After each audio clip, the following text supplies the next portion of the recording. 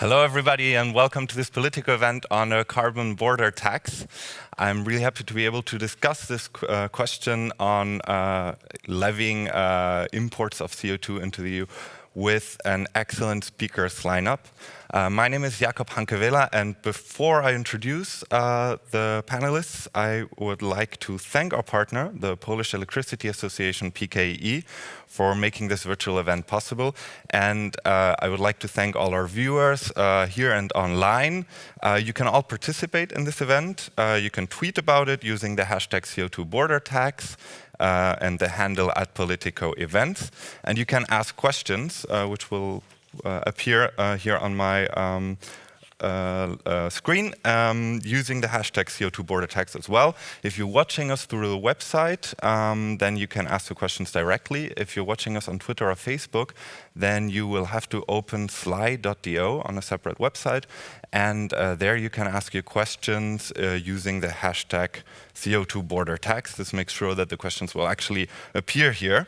And now, before we get started and before I introduce the speakers, here's a word from Wojciech Dąbrowski, who is the CEO for the Polish Electricity Association, PKE, and our partner for this event. Wojciech. Hello. Morning. Hello. Hello, dear speakers, distinguished guests, ladies and gentlemen. It's my great honor to welcome you to the debate on carbon border adjustment mechanism. The European Union is increasing its climate ambition in order to strengthen its global leadership in climate action. These efforts have speeded up since new European Commission proposed the climate law. At the same time, the European Green Deal has placed the competitiveness of the EU industry as one of the pillars for next decades. Carbon border adjustment mechanism was announced as a comprehensive tool to address environmental impact of the product and energy import from the third countries not applying climate protection policies, equivalent to those measures which are adopted by the EU. Ensuring the level playing field for EU industry requires putting the similar level of financial burden on imported goods. Otherwise, the EU industry will lose its competitiveness in developing and emerging markets, such as components for renewable installations. Recent disruptions on global market due to COVID-19 crisis has emphasized the importance of EU-produced components for practical implementation of ambitious renewable energy projects. Thus, we believe that in the long term, SBM may contribute to boosting EU-based economy. CBAM and its interactions with the EU ETS should be carefully considered. It is possible that introducing SBAM may lead to gradual phasing out of free allocation of allowances under the EU ETS directive, and an appropriate transitional period should accompany this direction. Funds collected through carbon border adjustment mechanism should be earmarked as funds for energy transformation in the EU and should be particularly allocated in territories facing serious socio-economic challenges. Given that the EU is responsible only for approximately 10% of global GHG emissions, an important pillar of its global leadership in combating climate change should be climate diplomacy. Ensuring CBM compliance with the World Trade Organization rules is fundamental in order to avoid retaliatory measures.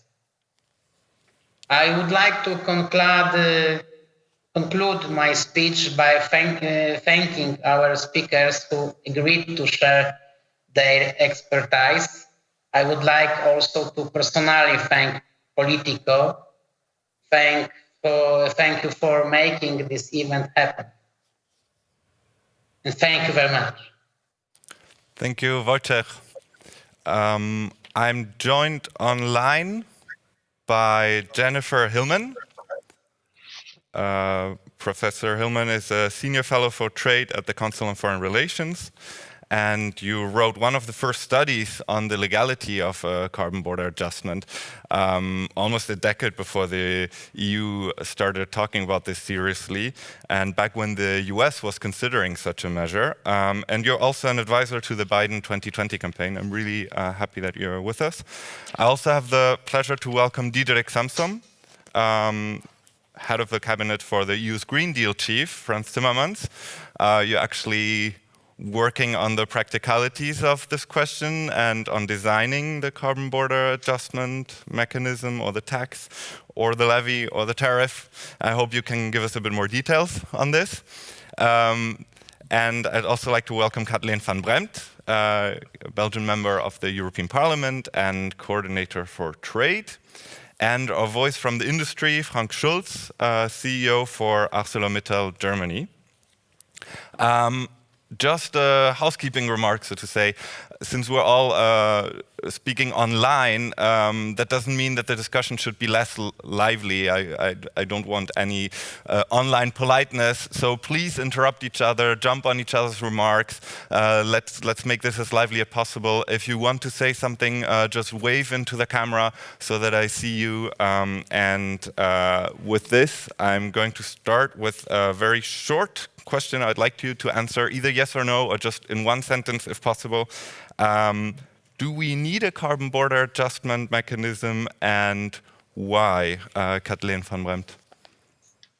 Well, I strongly believe that we can be climate neutral by 2050, but that also means taking up international responsibility and making a fair play in Europe and with the rest of the world. And there the carbon border adjustment is a useful tool to get there, one of the useful tools. Thanks. Frank Schulz, if you can say in one sentence whether we need it? Sure. Yes, I think we need carbon border adjustment to stop carbon leakage and to allow European companies to compete globally by ensuring importers bear the same carbon cost as we have as European producer. Thanks. Jennifer. I think the world needs to put a price on carbon. And to me, a carbon tax is by far the most efficient and effective way of doing it. But if the European Union is the only one applying a border tax, I fear that it will be viewed as discriminatory. Thanks. And Diederik? Yes, we certainly need it. In short, we need it to reach our objective of becoming climate neutral in 2050.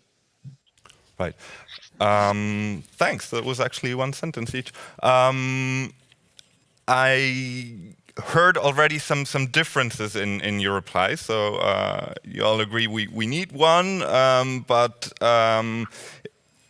there's a difference in the justification. So either we need it for environmental reasons or also for a level playing field, basically to protect European industry from competition from countries which do not charge their companies on carbon.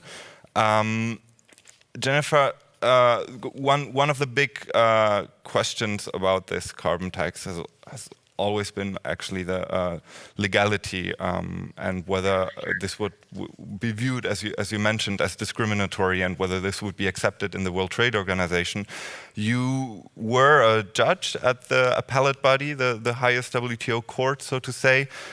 Maybe you can give us just a quick assessment. Do you think this can be made in a legal way, and how? So the answer to the basic question of can the EU impose a border tax on carbon sufficient with the WTO rules, the answer is yes, but only with very great difficulty. And the difficulty really stems from the two basic rules of the WTO. One set of rules against discrimination.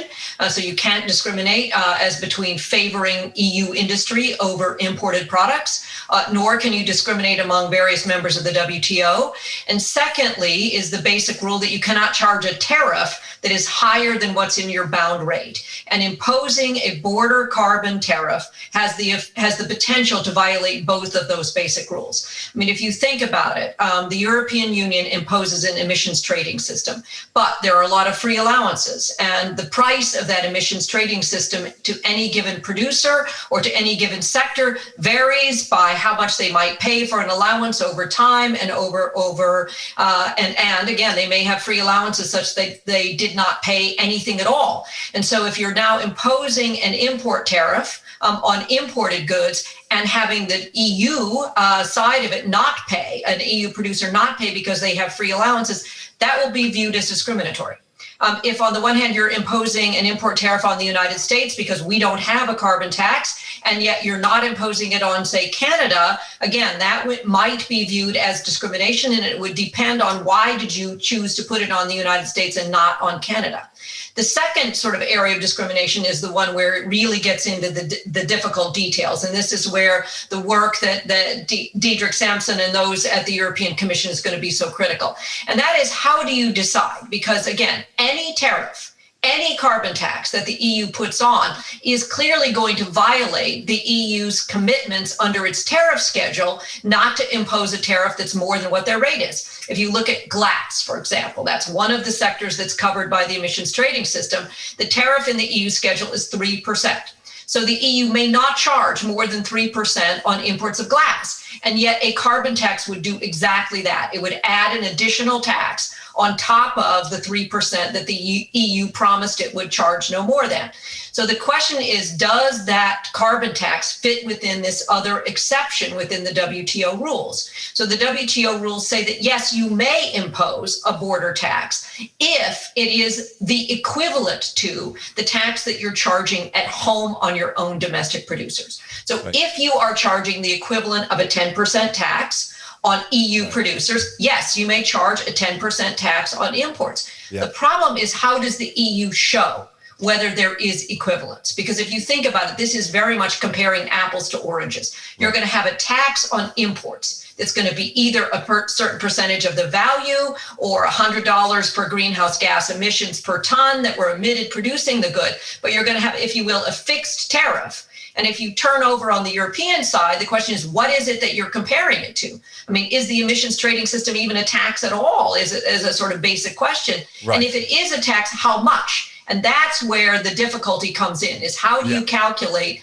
whether there's an equivalence between a tax at the border versus how much any given company or industry or sector has paid in the European Union. And that's going to be where the details are really going to come into effect. Whether you will have to decide how to justify this tax to make either to make sure, if I understand you correctly, that it's not discriminating, or it will have to use some of the exemptions that are authorized under the WTO. I saw, and we'll go into this in a second, but Frank, I saw that you wanted to jump on this. Yeah, many thanks, Jakob. I would like to come back to the question here of Jennifer related to discrimination. So, to be honest, we as a European producer feel to a certain extent discriminated. Yeah. So, in comparison, let's say, with importers, because we have to bear a carbon cost, and importers don't. Yeah. So, and this is an issue for us. And to give you, let's say, also an idea, what we are talking about is that there's a discussion about, let's say, double protection or whatever, because people think we are completely have free allocation. This is not the case. 20 to 25% of our production has no free allocation of certificates. So, and this 20 to 25% of production is in direct competition with imports that do not have any carbon cost. Yeah, and this is our starting point, and that's why we have, unfortunately, carbon leakage. Yeah, so that means we have in the last years, by same production level or demand level of steel in Europe, lost 14% of steel production in Europe and 80% of import increase. Yeah, so and this for the reason because we are not competitive anymore. Yeah, and let's say this is here an issue for us because same time we are completely committed to make all what is necessary, and we are quite advanced with our technologies to invest in new carbon reduction technologies. Right. Yeah, and this is a point, let's say, I would like to make why we are repeating. Yeah, we need a well-designed carbon border adjustment in addition to the free allocation. Yeah, to close this gap. Yeah, we need the transition phase to allow us to make the investments needed for decarbonization. We are willing to do so. We'll talk about this in a second as well on the question of reallocations, but I want to stick to the first thing Jennifer said. So basically, the two routes that there are to make this WTO legal or WTO compatible, which Jennifer, you said is complicated, but basically one route is to show from the start that you're treating all countries equally and your own producers, or to go for one of the exemptions under WTO rules to protect the environment, which then you might be able to discriminate, if I understood you correctly. Diederik, which way is the Commission going to go? Well, actually both, because we need to tackle a few of those things at the same time, as Jennifer clearly outlined. First of all, we need to be able to show that we do not discriminate between countries or between companies within Europe and outside of Europe. Right. And that's exactly what we are going to do. So we are at the moment charging producers in Europe a carbon tax. We do that via the ETS mechanism. We prevent carbon leakage by giving free allowances, but there's a better method to prevent carbon leakage, which is the carbon border adjustment mechanism, because that will raise the playing field for everyone and will be beneficial for the environment. Instead of lowering the use to the rest of the world. Yeah, because actually what free allowances do is that we lower our playing field to that one of the rest of the world, and therefore, well, the level playing field is on a lower level, not benefiting the environment. So the beauty of the carbon border adjustment tax is that you will be able to create a level playing field on a higher level, and that's exactly what we need. And when we design it correctly, we will be able to show that producers in Europe and producers outside of Europe are paying exactly the same amount of money per carbon footprint. Right. Because that's what it comes down to. And I think by doing that, by taxing or levying or asking or redeeming allowances per ton of CO2 produced in your product, you will also be able to take the second hurdle, which is indeed you need to be able to use the exemption for your trade tariffs. Glass need to be able to pay more than 3% in order to make the carbon border adjustment work. But European producers of glass do pay much more than 3% for good reasons, environmental reasons. So I think that we will be able to convince the WTO that imposing such a levy, a carbon border adjustment mechanism, is done for a good reason, and therefore we are exempted of the barriers that we set ourselves on raising tariffs at the border. Right.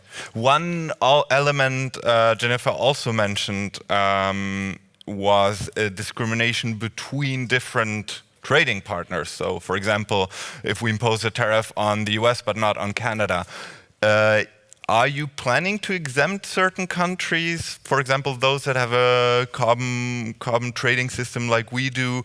And people are asking online, I think 5 people, whether you plan to exempt EU neighborhood countries with association agreements. So I suppose that would be Ukraine, for example, which exports a lot of steel.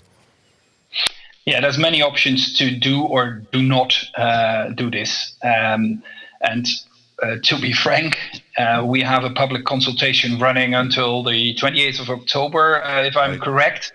And until that point, we keep all those options open. But the theoretical approach is obviously that if a product in Europe is charged, let's say, 50 euros per ton of CO2 emitted per unity of product, so that 100 euros need to be paid by a European producer. It also needs to be paid by a producer outside of Europe. If that producer pays half of it in its own country, because there is a carbon border or there is a carbon levy in its own country, let's assume Canada has one, then the other 50 has to be paid at the border. If there's none in the country of origin, then 100 has to be paid at the border. So I think that is in line with what the WTO prescribes and means with non-discrimination. So it could mean a differentiated approach of countries outside of Europe, but that's because those countries do treat carbon taxation differently. So it would be purely based on their carbon policies, or because there's also been some talk from the Commission, and I understand if you can't say too much about it, but maybe you can say about the direction, about exempting least developed countries in Africa, for example. Is that something you're considering? Well, theoretically, again, if you look at the concept of the Paris Agreement, where carbon policy is the worldwide carbon policy is designed, it is obvious that we design different trajectories for different countries in terms of their emission reductions. So, for instance, a least developed country in Africa is allowed to emit more carbon in the next years per unit of product than we are, because we are already on the downward slope and they are still on the upward slope of carbon emissions. Right. If you would want to differentiate for that, I think we are running into difficult discussions with the WTO, but we are fully prepared to have those discussions because we actually think that is a fair approach. Okay, fair approach to differentiate according to development status. Does that mean that the measure would only be applied to the Paris Agreement Annex 1 countries, meaning the most developed countries, meaning China would be exempt? Well, the differentiation is a bit more subtle than that, but indeed it would have a similar categorization. And I want to point out, it wouldn't be the first instance where we exempt certain countries from certain trade barriers. We do that. We did that in the past, and we still do that, luckily, for least developed countries on other issues too. So again, this is a difficult discussion, and it needs a careful approach. But we would love to stick within that Paris framework that it was all designed. We'll talk about this a bit later, hopefully, but I suppose if you exempt China, then the measure is purely symbolic because most of the imported emissions into the EU are actually imported from China, right? Yeah, that's also why I say the categorization is a bit more nuanced or subtle than the old-fashioned UNFCCC categorization. As you know, that was made in 1992. The annexes of the UNFCCC, and since then a lot happened, especially in China. Okay, all right. So much for the sort of environmental motives to justify this measure. Another motive, much simpler, but that was mentioned by EU leaders at the last council and actually written in their conclusions, is to raise money. And Kathleen, I wanted to ask you, so the Commission is going to borrow 750 billion euros on markets, and it needs to repay those sooner or later. And EU leaders said at the Council that they want to use the receipts of a carbon border tax to pay at least part of this back with that. Do you think it's not a gamble to bet on resources of a measure that we don't even know if it will work and when it will be introduced? What's your view on this? Well, I think it will be introduced, but maybe it's not a good bet to use it in a structural way. Right. But there's other own resources that we're thinking about. There's also the plastic tax. There's also, and that's very important, the digital tax. I think that's in terms of getting new revenues and fairness is a better tax to look at than the carbon border adjustment. Because I do want to make the connection with the questions you asked to Dietrich about whether or not exemptions and how to make these exemptions. I would personally not be in favor of too many exemptions. It's already a very complex issue, and making a lot of exemptions makes it much more complex and much more difficult in terms of getting WTO approval. I'm much more in favor of getting everybody on that level playing field, but make it simple, but at the same time maybe use part of the revenues to put into an international climate fund, which we have as a responsibility when we look to the Paris Agreement. And that would make it much more, it's much better to leapfrog Africa immediately into the era of climate resilient energy and other measures. So that would be, I think, a far better pathway than thinking about all these exemptions.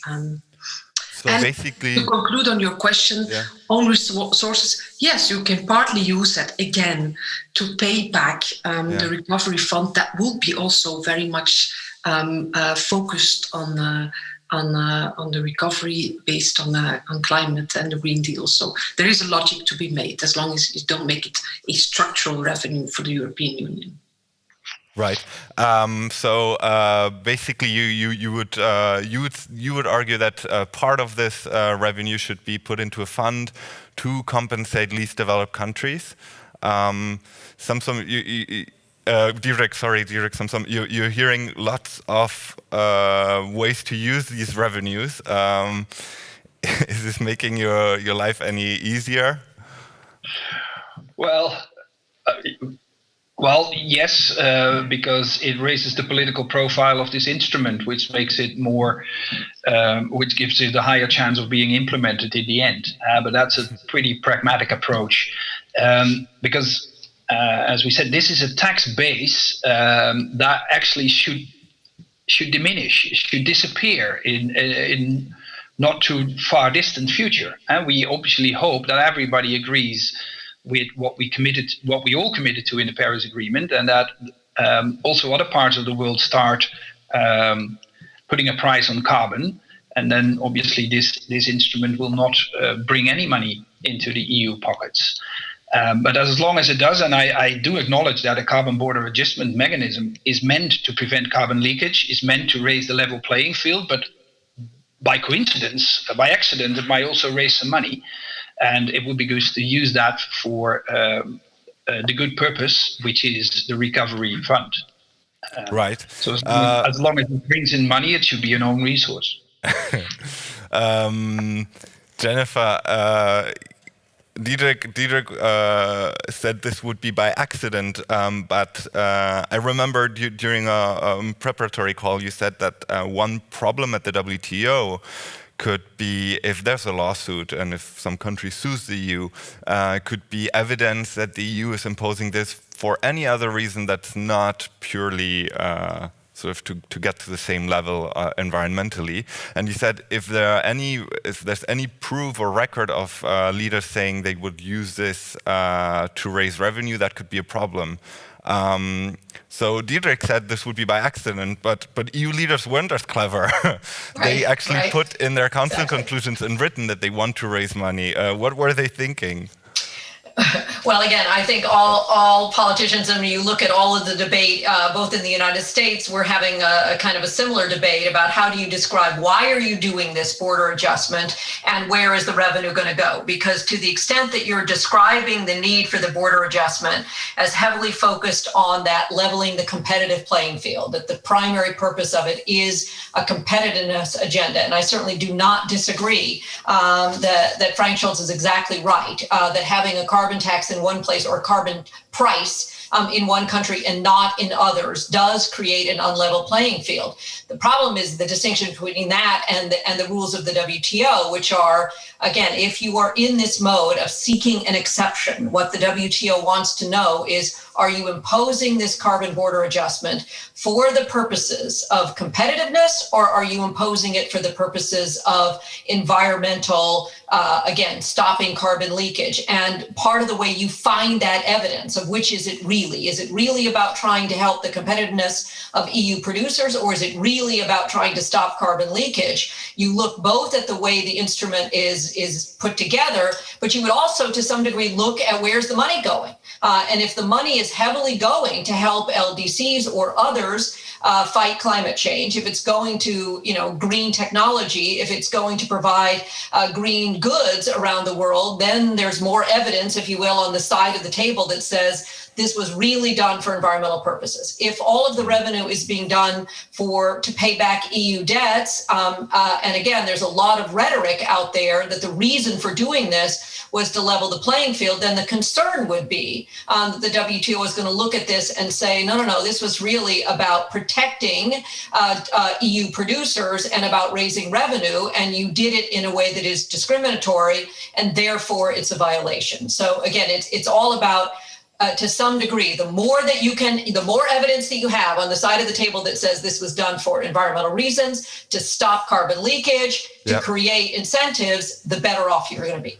Just, I've seen that Kathleen wants to jump on this, but just to make this very, very clear for our audience as well, could a country that's suing the EU at the WTO use these council conclusions that say we want this measure to raise revenue? Could they use this at the WTO?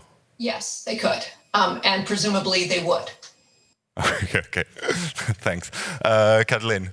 Well, then we'll have to make sure that we have other council conclusions in the future. And we'll make sure that in the Parliament we make the right conclusions on it as well. But I wanted to say two things. The first is, and there I agree very much with what Jennifer said, I think you need to strike a good balance. It is on the environmental issues, it's on climate change, it's on the carbon leakage, and it's also about the level playing field for the industries in Europe. And these three things are equally important, and we have to combine them in a good proposal. But I agree, it would be a good idea to at least take part of the revenues to support the least developed countries to leapfrog. But I also wanted to make another issue, because we see it all very statically with the WTO as it stands today. It's quite obvious that the WTO of today is a WTO of a former century. Yeah. It's not a modern World Trade Organization that looks into the challenges that we're all facing. Right. And I'm often very angry with the United States, and Trump in particular, and how he deals with the WTO. But some of the people in the American Congress are right in criticizing the WTO of not being in the front row of what should happen. So when we talk about carbon border adjustment, we also need to start talking about reform of the WTO. And it's much more than just the appellate body. It's also about the rule book. How do you look at these things? The rules are not up to date, and we need to change them fundamentally. And the third point that I wanted to raise is I truly hope that in the very, very near future, somewhere in November, we will have a partner in the United States to look, both of us, to the reform of the WTO in that sense. That's if that is possible, then we get a completely other scenery on carbon border adjustment. That's a really interesting question. I actually want to discuss this with you guys a bit later on how the scenery could change after the elections in the US.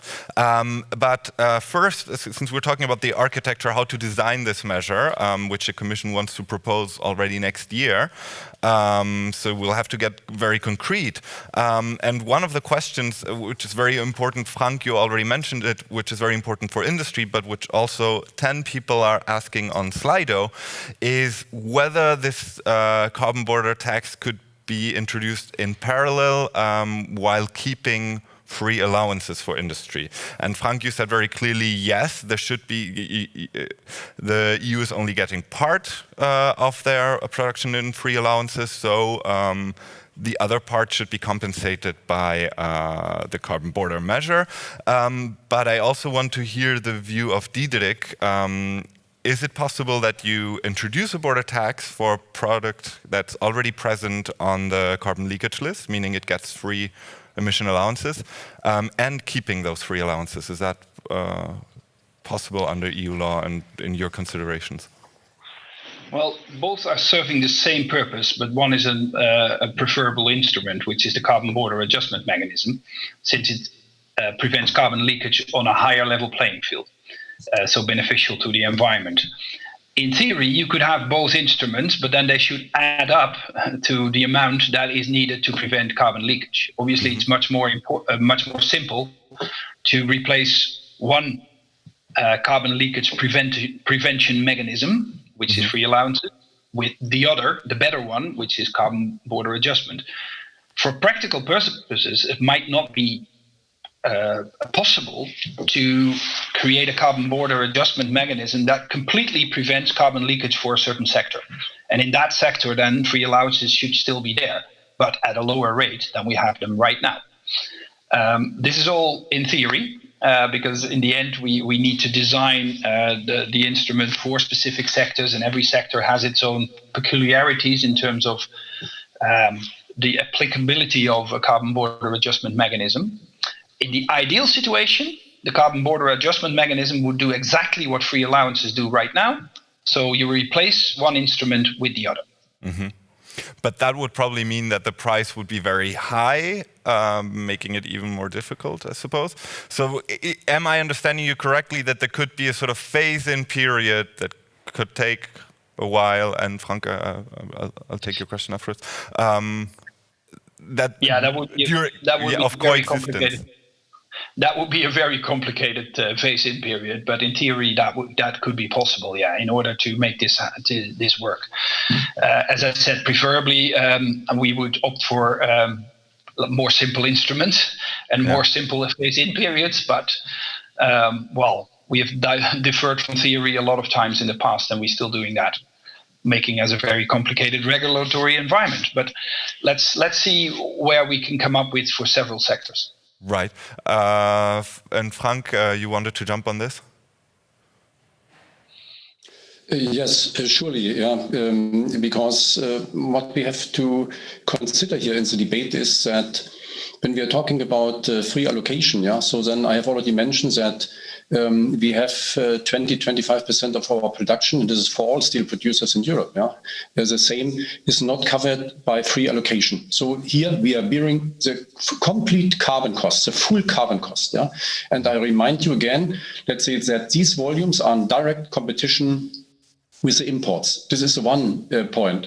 The other point is, if we would have full auctioning, that means no more free allocation. This would mean our cost would explode, so would increase by full carbon cost, so this is about roughly 10% of steel here price cost increase.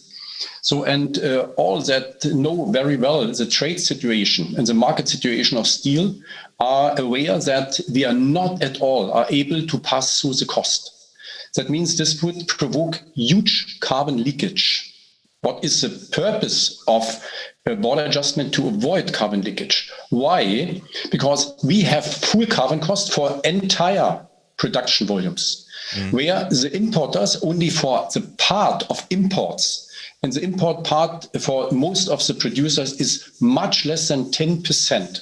So that means these costs for the 10% can be easily absorbed, can be compensated, over the whole production volume. In their entire production volume. So this is relatively marginal then. And the second point is they can also make source shifting, when we are talking about benchmark-based approaches and so on. And these are our concerns.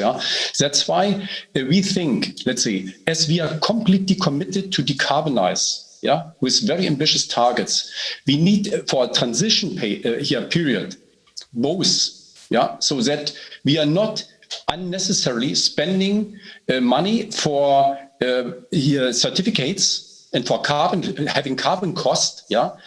So we would better invest this money in new technologies. This would make sense for a transition phase. So, and that's why we are so much convinced we need both. Otherwise, we have carbon leakage.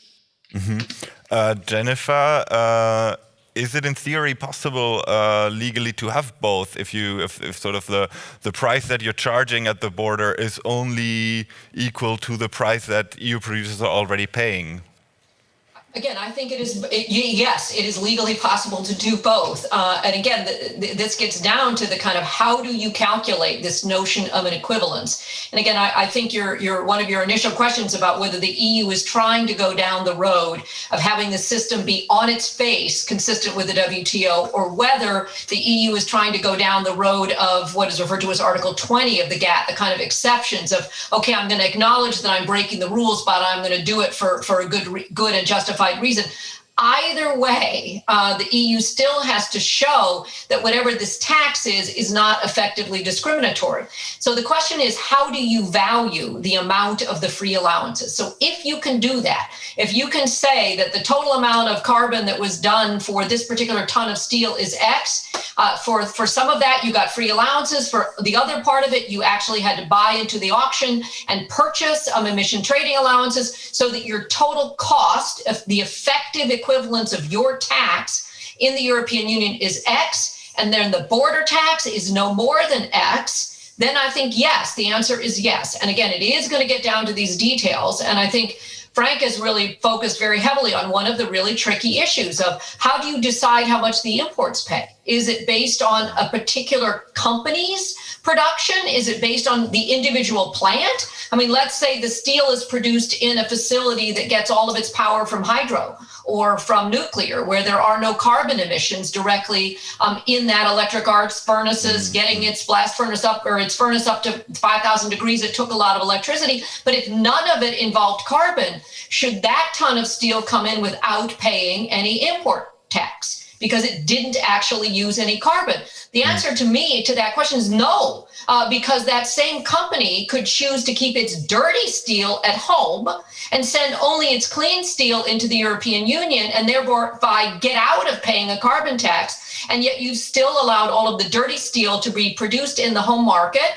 You haven't done anything to effectively reduce carbon taxes. So I think we're going to have to be really careful how we calculate these equivalences and make sure that we are not encouraging countries to consume their dirty steel at home and send the clean steel into the EU in order to get out from under the tax. Or send the dirty steel to other countries that don't have a carbon border adjustment. Correct. Yeah. Correct. I suppose Frank is very happy to hear that, also from the legal perspective, someone endorsing that. I have another question. Diederik, you mentioned the ideal solution, the end goal of the Commission would be to fully replace free allowances with carbon border adjustment. But Frank mentioned that if you if the steel industry has to pay for all of their emissions, that would raise the price of steel by at least 10%. That means automatically the carbon border adjustment at the border would have to be at least 10%. That means all the downstream producers, and I'm getting to a question from Slido that 7 people voted for, an anonymous question, but it's a good question. All the downstream producers would have to pay 10% more for the steel, so European cars, when we export them, that have a lot of steel in them, would be more expensive, and EU industry, downstream industry, might become less competitive. How do you plan to solve that? Well, there's several options for that, and we haven't chosen. But obviously, one theoretical one would be not only having a carbon border tax at the border for incoming stuff, but also a subsidy for exporting stuff. That would make it hugely more complicated, but it would be a fair mirroring of free allowances. But actually, because that's the difference between free allowances and the carbon border adjustment mechanism, free allowances are a two-sided sword. So they prevent from being wiped out by free imports or by cheap imports, and they also allow for competitiveness in your exports. And the carbon border adjustment mechanism is, when it's only applied to incoming products, it's a one-sided sword. So we need to tackle that issue. There's several ways to do that. Too complicated to elaborate on that in this webinar. Please do. I can imagine, but as I also said, there's many of them, and since if I have to be complete, and I have to be, since we are in a consultation process that we have all the options on the table. I cannot single out a few. Okay. But applying the carbon border adjustment 2 ways is one of the options to do it. Not preferred because it would be hugely complicated. Starting off with sectors that hardly export products is also a way to solve this problem, at least temporarily in the beginning. Well, that's a few options that we have on the table. Okay, if you start with the sectors that are less trade intensive or exporting less, and I think the Commission has already mentioned that steel, cement could be some of the first sectors that you start with. If you start with that, I suppose the only way to prevent an effect on the downstream industry is by not having the levy too high. So that's why is that why you're saying it could solve the problem at the beginning while you're phasing this in? Yes, because we in designing the theoretically optimal product or the optimal levy, we tend to forget that all of the time in the history of Europe, we have always taxed our industry more than the rest of the world did. And that's for good reason. And we have abolished child labor before the rest of the world did, and that was for good reason. But it always made our products and our industry a bit more expensive, and it made it a bit more difficult for our industry. But they've lived up to that challenge all the time. And this time will not be different. So we do not have to iron out the price differences to the last cent. We have to be able to manage the differences. We did so far with free allowances, and pretty successfully. We have now entered into a new phase where we need new instruments that are better than the old ones.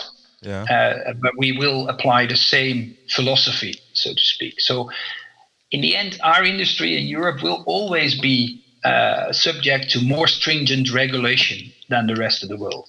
And that's also why our industry is more innovative and operates on a higher level than the rest of the world. We should be proud of that too.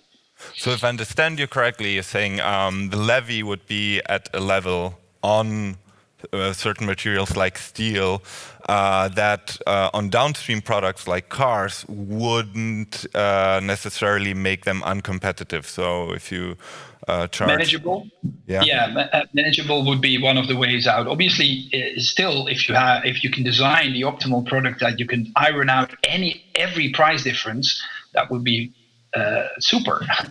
But we can also live with a manageable difference, as we do right now. And I happen to notice that there's less and less steel per car used, but that's for other reasons. Frank, you wanted to jump on this? But it's an interesting point, let's see, that has been mentioned by Diederik, saying that always industry has to bear in Europe more higher taxes. So here, and I agree with one point. This is, let's say, the industry in Europe is to a certain extent more innovative. So here as another parts in the world. But I do not believe this only for this reason. What I try to say is that we are now in face of a big challenge. Same time, where we have here a situation in steel, where we are, it is a global traded here low margin here business. We have in front of us a huge transformation to be made, the decarbonization, and the effort. The investment effort, the financial effort, the technology effort is huge. This is a complete transformation of a sector. This is what we have to have in mind. And I do not believe that with increasing, let's say, taxes and let's say cost and whatever, this will help, because we have to invest massively, changing completely our footprints, and if this should happen, then let's say we need not exemption. We do not need gifts or whatever, but at least a level playing field. This is what we are repeating, let's say, permanently, because the effort is huge. But on the other hand, the leverage factor that we have is also huge. to achieve the ambitious climate targets of the EU, steel can bring a huge contribution. Yeah, and here I do not know if you are aware that if you invest in steel decarbonization, if you compare, let's say, the money spent in comparison to CO2 reduction, this is much more than in other sectors that other sectors can bring. And we are willing to do so. We have the technologies also to do so.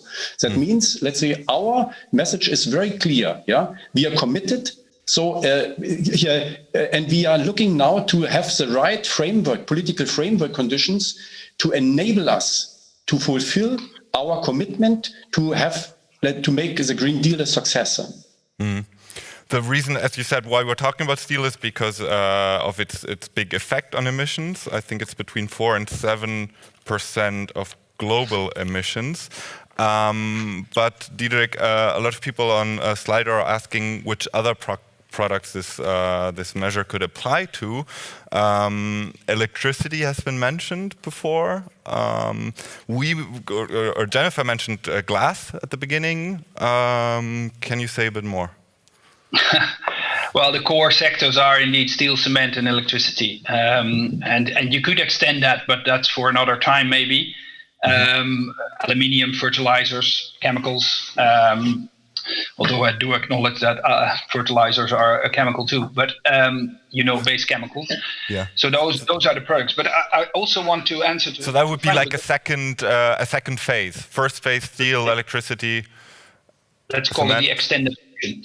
But I would like, because Frank is completely right, we need to invest in our industry to make this transition happen, and we are in this together. And luckily, we do not only have the carbon border adjustment mechanism in our toolbox. That would be a sad reality.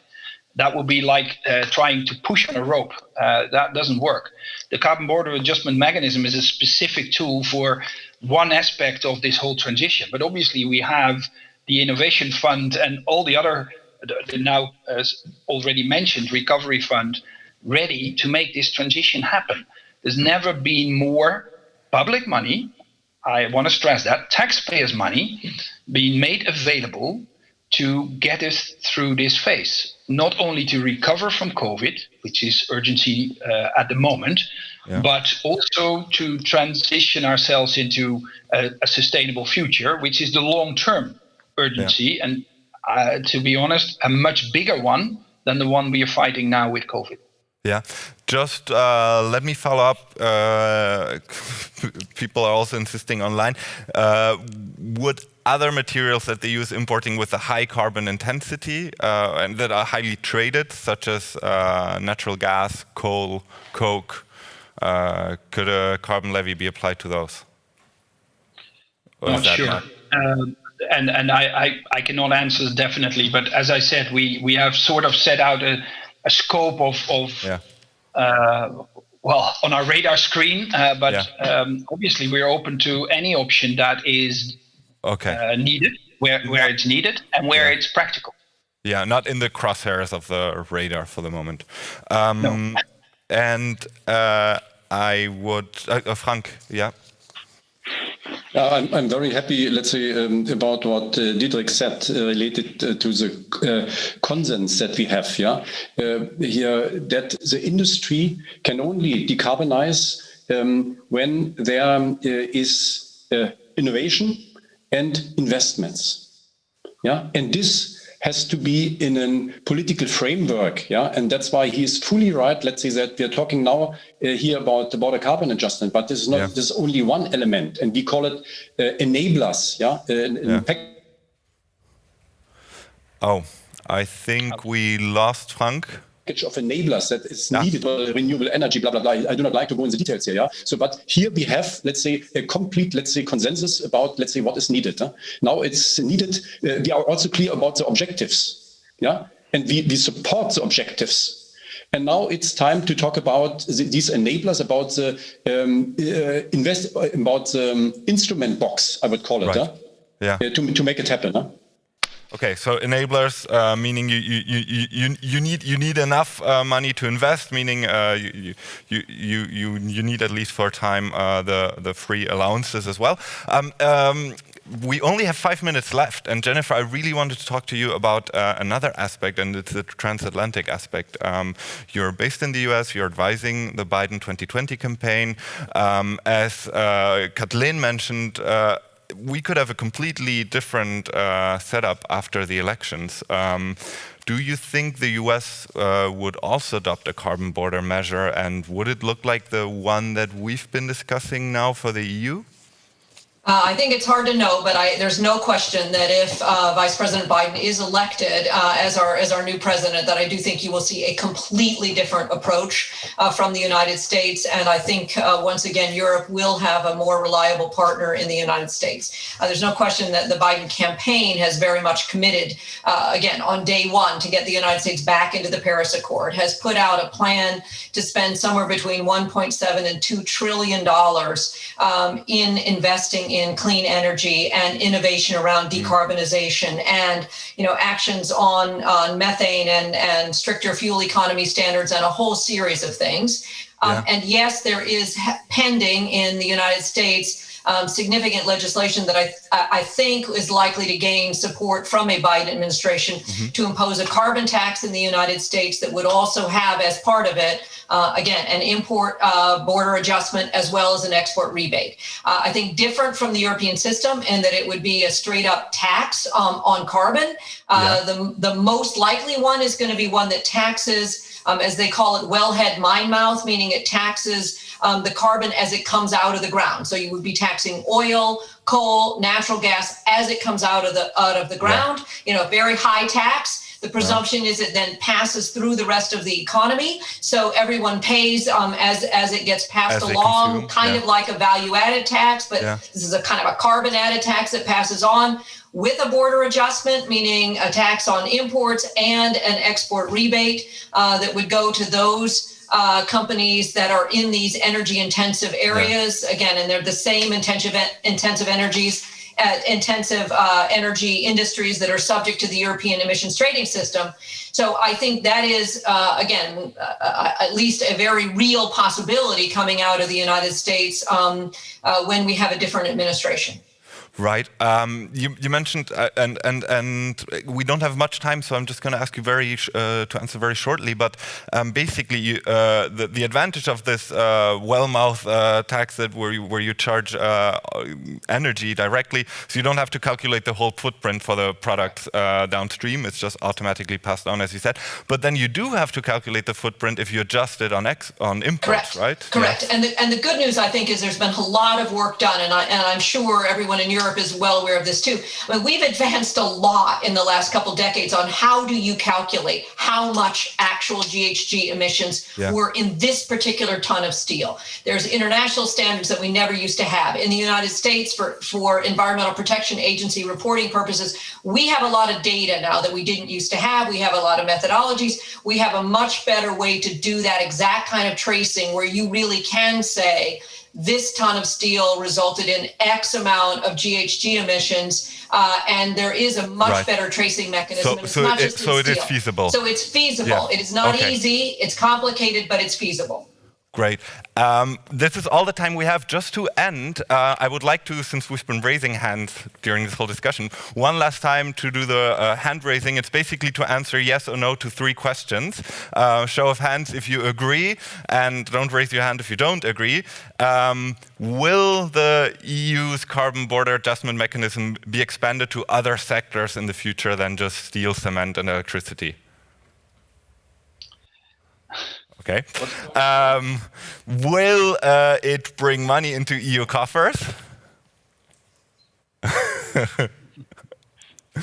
And if we repeat this discussion with the 4 of you in 2023, will this be already enforced? Will the EU have a carbon border measure? Okay. Thanks very much. This is all the time we have. This was a really great discussion. We heard a lot about the details on how this tax would be done, on the legal effects, on the political effects, on the transatlantic relationship. And I hope we can do this again. Thanks, Frank, Diederik, Jennifer, and Kathleen. Talk to you soon. Thank you. Thank you. Many thanks. Bye.